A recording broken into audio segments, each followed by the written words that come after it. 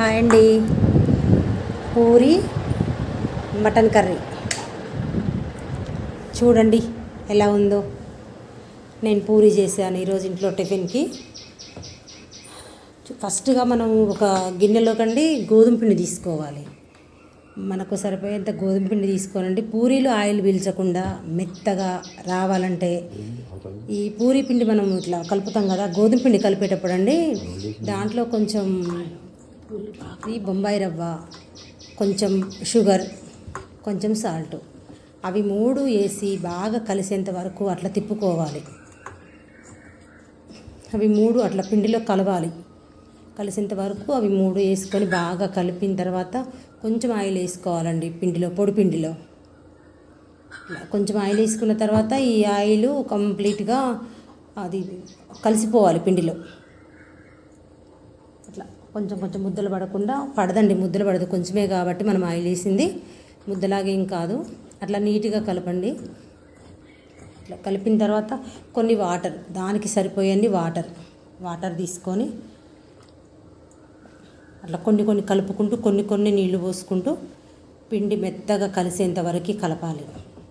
ముద్ద పడాలండి, అది చూసుకొని పోసుకోవాలండి. పిండి ఎప్పుడైనా మనం పూరి చేసేటప్పుడు అండి పూరి పిండి గట్టిగా ఉంటేనే అది మనకు ఇట్లా కలపడానికి బాగుంటుంది. పూరి పిండి పిసకడానికి బాగుంటుంది. మనం పూరి చేసినా కూడా మెత్తగా ఉంటుంది. కొంతమంది వాటర్ ఎక్కువ పోసండి, చేస్తూ ఉంటే సాగిపోతుంటాయి. అవి నూనెలో వేసినా పొంగమండి, గట్టిగా ఉంటాయి పూరి తింటుంటే. అట్లా కాకుండా ఇట్లా చేసుకున్నాం అనుకోండి మనం చాలా మెత్తగా ఉంటాయి. చూడండి పిండి కలుస్తుంది, దాంట్లో కొంచెం ఆయిల్ వేసుకొని కలుపుకోవాలి. మళ్ళీ పిండి ముద్దబడిన తర్వాత కూడా దాంట్లో ఒక చుక్క ఆయిల్ వేసుకుంటే మన చేతికి అంటకుండా, గిన్నెకి అంటకుండా ఇట్లా నీట్గా ఉంటుంది అన్నమాట. గిన్నె కానీ చెయ్యి కానీ అస్సలు అంటదండి కొంచెం కూడా. చెయ్యి నీట్గా ఉంటుంది, గిన్నె నీట్గా ఉంటుంది, పిండి కూడా మంచిగా కలిసిపోతుంది మెత్తగా.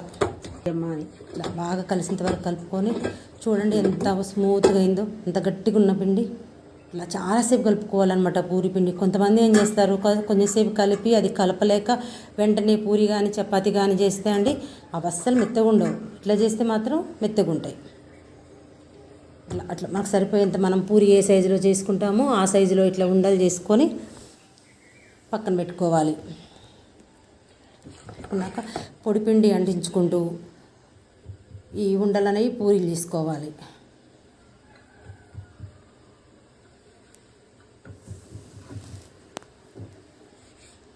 ఈ పూరీలండి ఫస్ట్ చేసుకొని ఒక ప్లేట్ మీద మనం ముందుగా చేసుకొని ప్లేట్ మీద పెట్టుకోవాలండి.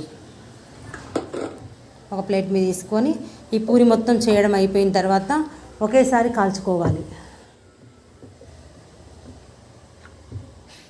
ఇట్లా కొంతమంది పూరి పీట మీద చేస్తారు, లేదంటే కొంతమంది గ్యాస్ బల్ల మీదనే, గ్రానైట్ రాయి కదండి, గ్రానైట్ రాయి మీద చేస్తారనమాట.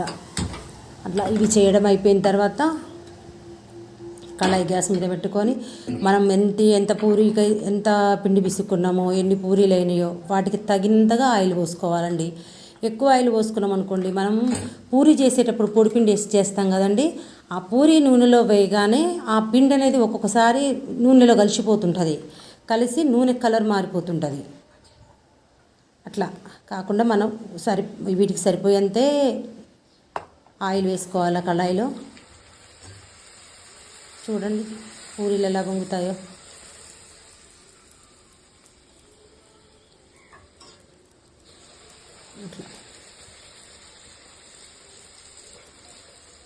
అట్లా ఒక్కొక్కటి వేసుకొని మళ్ళీ రెండు వేసినాం అనుకోండి ఒకదానికొకటి అంటుకొని మధ్యలో రంధ్రాలు పడేసి ఈ ఆయిల్ అందులోకి పోతుంటుంది. అట్లా కాకుండా ఒక్కొక్కటి లేట్ అయినా పర్లేదు, ఒక్క పూరి మాత్రమే కాల్చుకోండి, కళాయిలో బాగుంటుంది.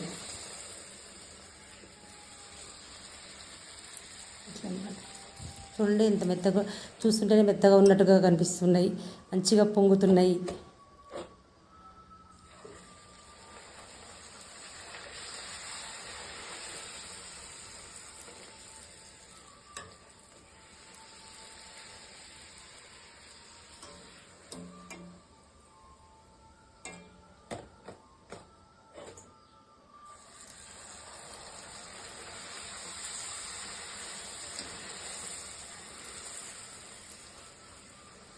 ఆయిల్ వేడి ఉండాలండి బాగా. ఆయిల్ వేడి ఉంటే తొందరగా పూరీలు పైకి లేచి వస్తాయి. మనం కాల్చే కొద్దీ ఆయిల్ వేడి తగ్గుతుంటుంది అనమాట. ఇట్లా ఒక్కొక్క పూరి, 2 పూరీలు కాకుండా 2 పూరీలు వేస్తే ఒకదానికి ఒకటి అంటుకొని ఒకవైపు పొంగుతాయండి, ఒకవైపు పొంగవన్నమాట. ఇట్లా ఒక్కొక్క పూరి వేసుకుంటూ వెంటనే అయిపోతుందండి కాల్చడం. పిండి కలపడం మాత్రమే టైం పడుతుందండి పూరీ చేస్తే. నేను ఎప్పుడైనా పూరీ చేస్తే పూరీలోకి శనగపిండి కూర చేస్తానండి. పూరీ కర్రీ కూడా చాలా బాగుంటుంది, పూరీ కూర కూడా చాలా బాగుంటుంది. చాలా బాగుంటుంది పూరీ కూర కూడా. కాకపోతే మాకేంటంటే అంతకుముందు రోజు వండుకున్న మటన్ ఉంది ఇంట్లో. అంతకుముందు రోజు వండుకున్న మటన్ ఉందండి, మేమిద్దరమే కదా అని చెప్పేసి నేను పూరీ కూర చేయలేదన్నమాట. ఇంకా ఆ కర్రీతో తినేద్దామని నేను పూరీ కూర చేయలేదు. పూరీ కూర కూడా మీకు ఇంకోసారి చూపిస్తానండి, చూడండి. నచ్చితే లైక్ కొట్టండి, షేర్ చేయండి, సబ్స్క్రైబ్ చేసుకోండి.